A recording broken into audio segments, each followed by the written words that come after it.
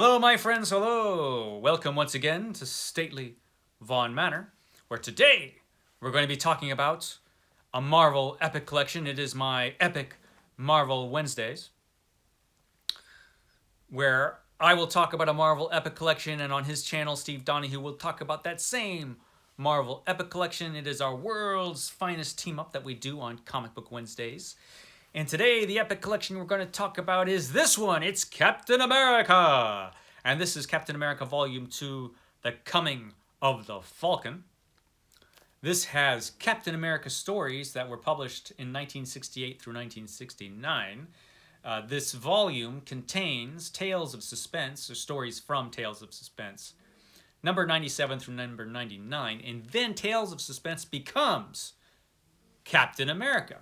And Iron Man goes off and has his own book because he was in Tales of Suspense too. So it becomes Captain America, but the numbering stays the same. So it's Captain America number 100 is the first issue of Captain America, actually. It's a little confusing. But yeah, number 100 was Captain America's first issue in the Silver Age.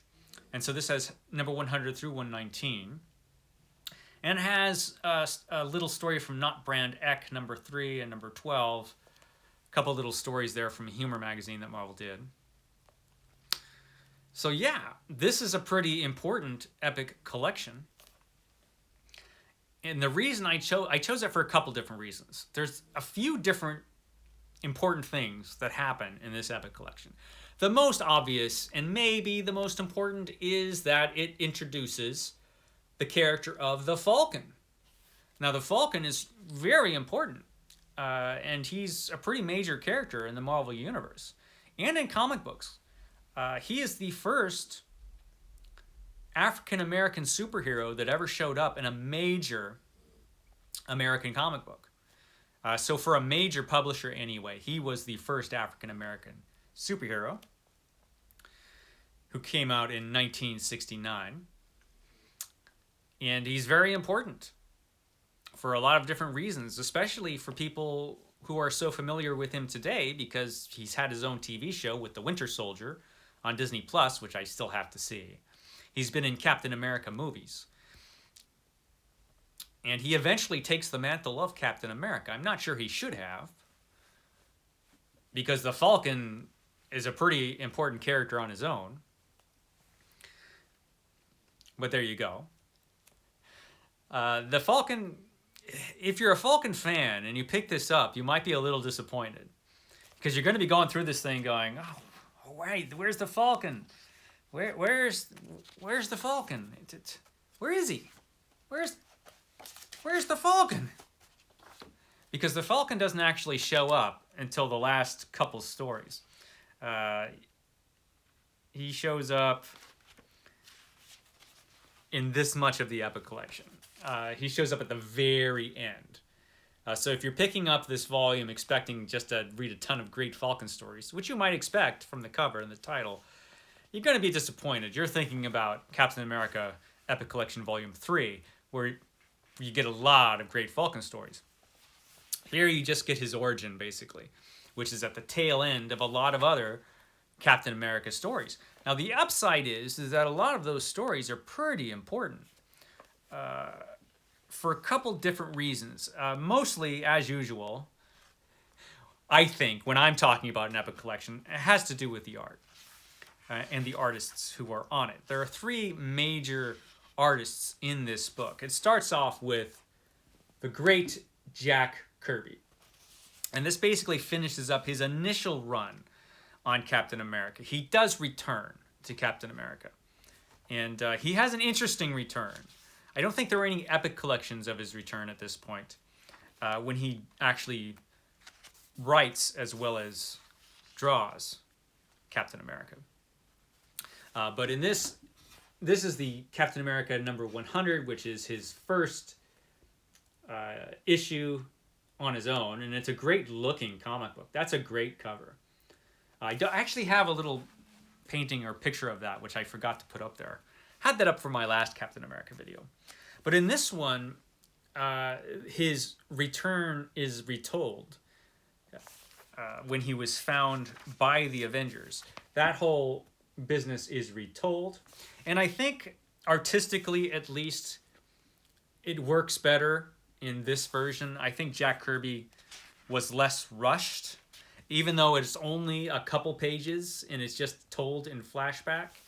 I think it's pretty effective, and it tells you everything you need to know about his return before we jump right into the story. Now, at this point, Jack Kirby was really kind of expanding the artwork, and he was doing a lot of splash pages on just the regular panels, as well as the initial splash page.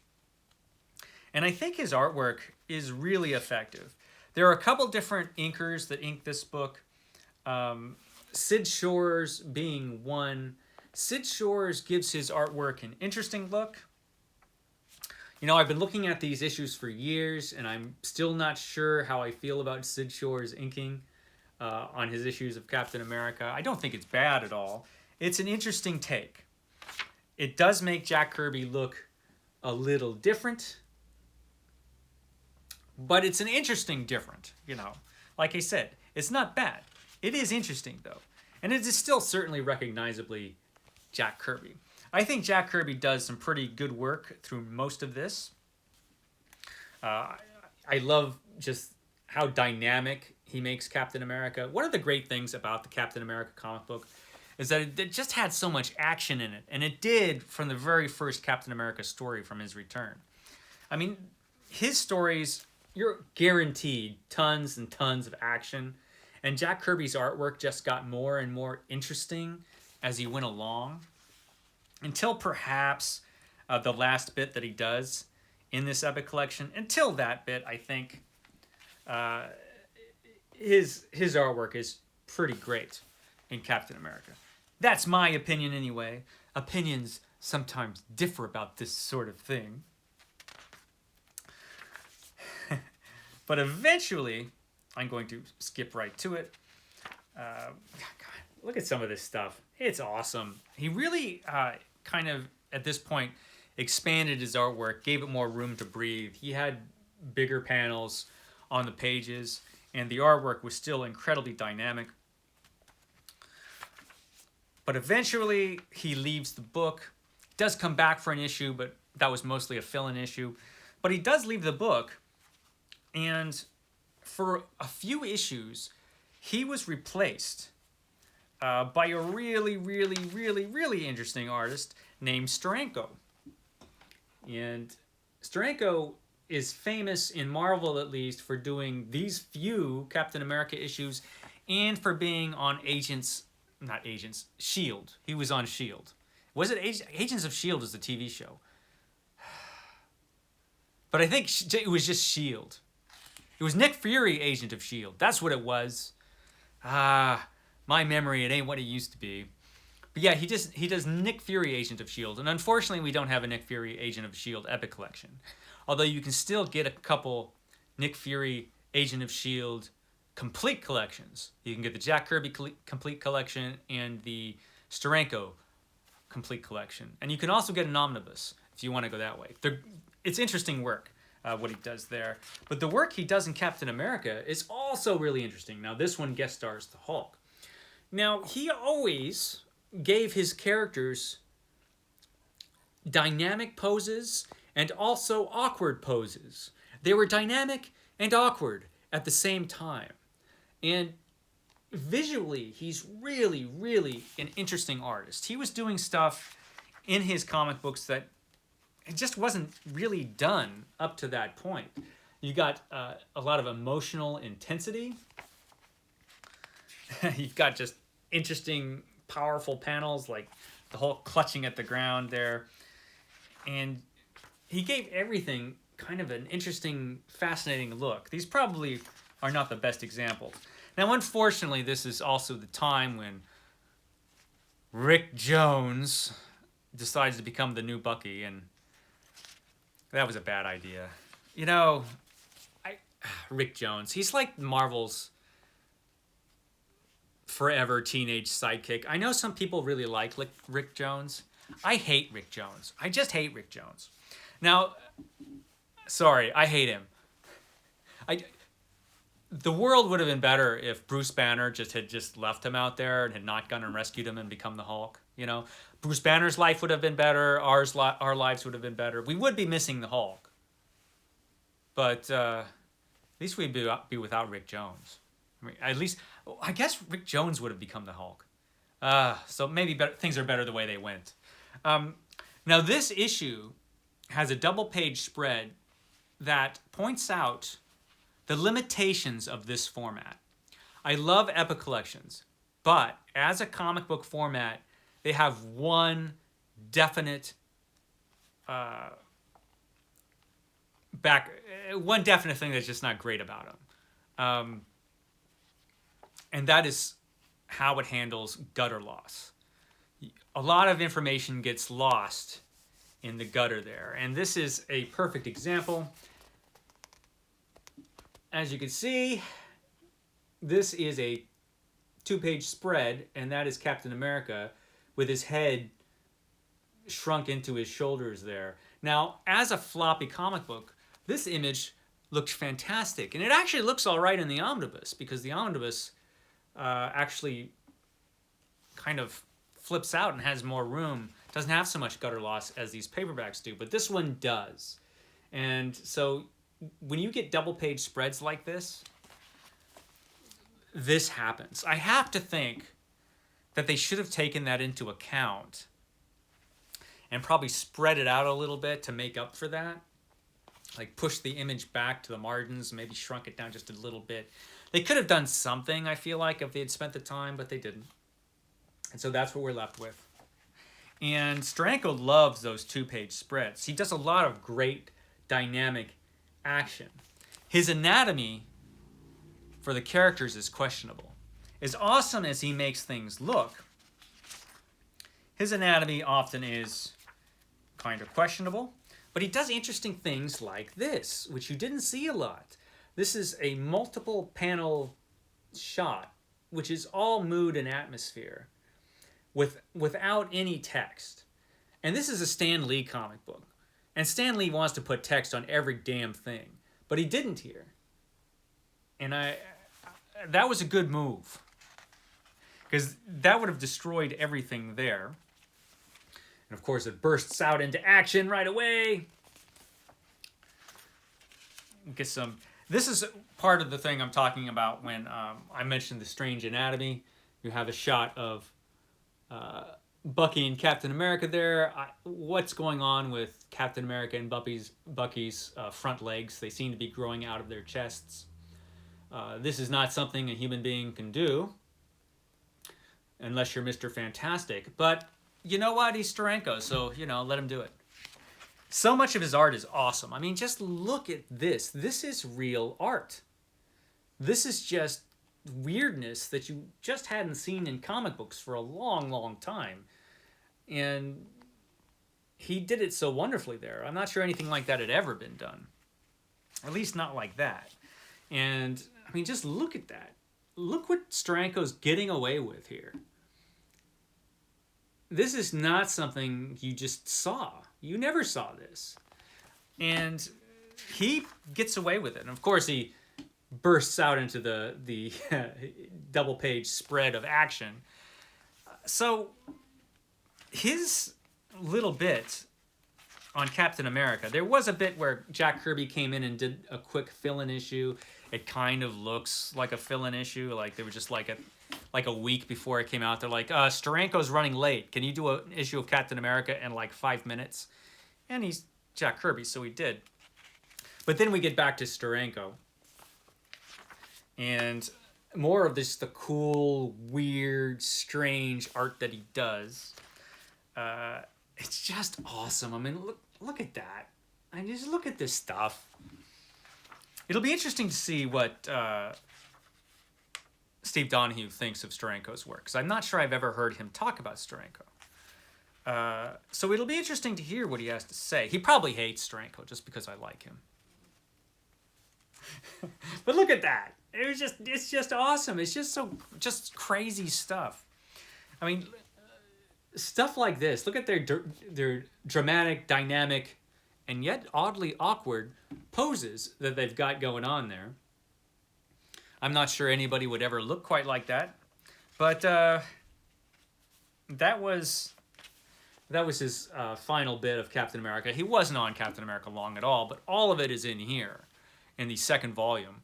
And you wouldn't know it if you just looked at the cover or the back, which is strange, because Steranko is such a huge deal, really, in comic book history, that you think they would at least mention or put some of his artwork on the back or something, but they don't.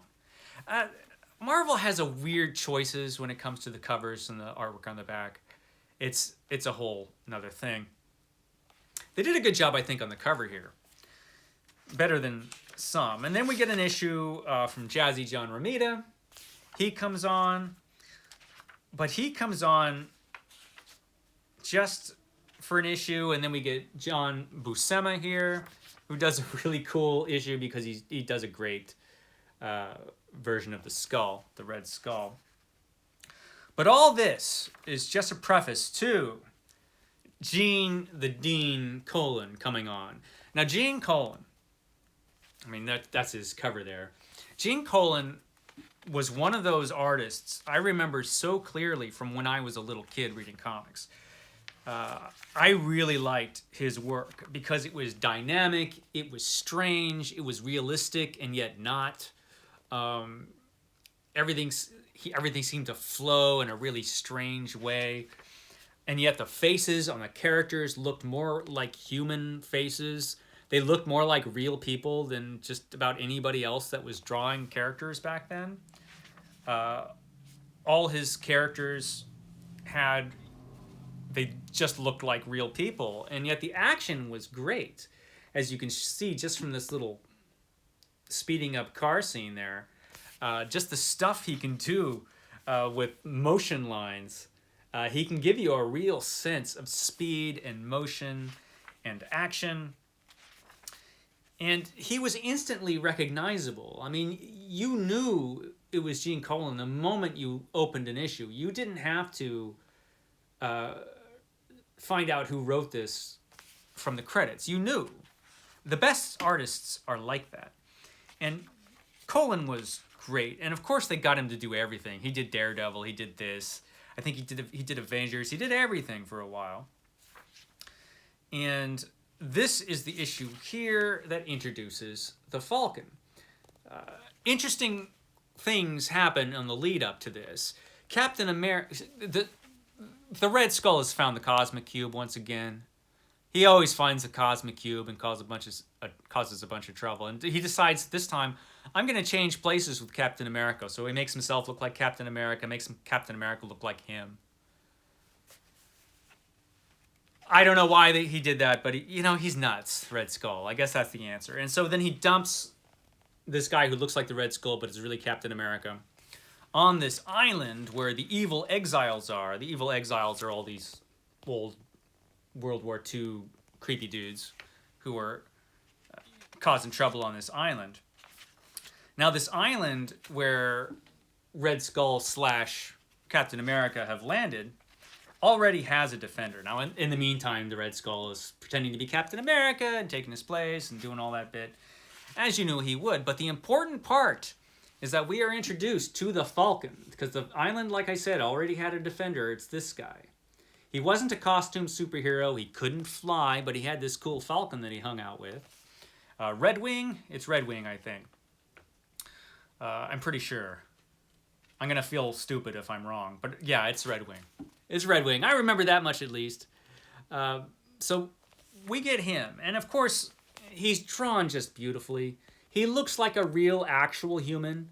And so that's nice. I mean, nobody can draw just people like this guy. And there's Captain America. He discovered if he took off his Red Skull mask, he looked just like a person. And the Red Skull, as it turns out, looks just like Bruce Wayne. Who knew? Marvel Universe, it's strange sometimes. But yeah, so the Falcon and Bruce Wayne are hanging out. Who's really Captain America. And Captain America, as this guy, he doesn't know he's Captain America. So this Captain America talks him into becoming, basically, a superhero. And so he gets in this very different outfit than when he gets later. He is the Falcon from that moment. And the next few issues, Captain America and the Falcon team up, defeat the Red Skull. And then eventually, right after this, the comics are called Captain America and the Falcon. And that's how I first read them when I was a kid.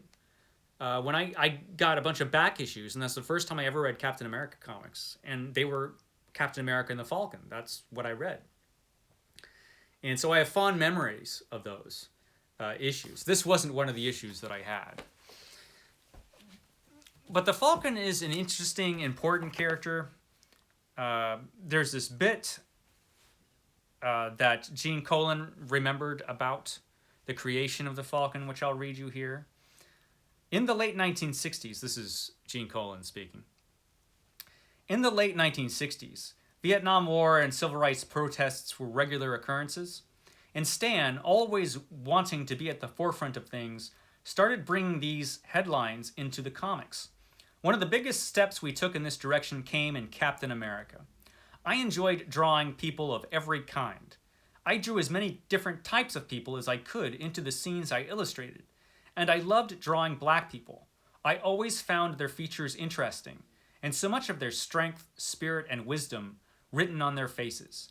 I approached Stan, as I remember, with the idea of introducing an African-American hero, and he took to it right away. I looked at several African-American magazines and used them as the basis of inspiration for bringing the Falcon to life. On those issues, the art is definitely better than the story. The Falcon has a really convoluted origin story, which changed and got retconned and everything. But one thing that was solid is the artwork. The efforts that he took in bringing this character to life certainly paid off. It was pretty great. And one thing I like about this Epic Collection is the whole Epic Collection closes with Captain America and the Falcon walking into the sunset together. Perfect. So the perfect ending to the collection anyway. And thanks for hanging out with me for so long. Man, I do go on these Epic Wednesdays. So catch what Steve Donoghue has to say about the same Epic Collection later on, and catch me tomorrow when I talk about some Sherlock Holmes. Okay, guys, I will catch you next time.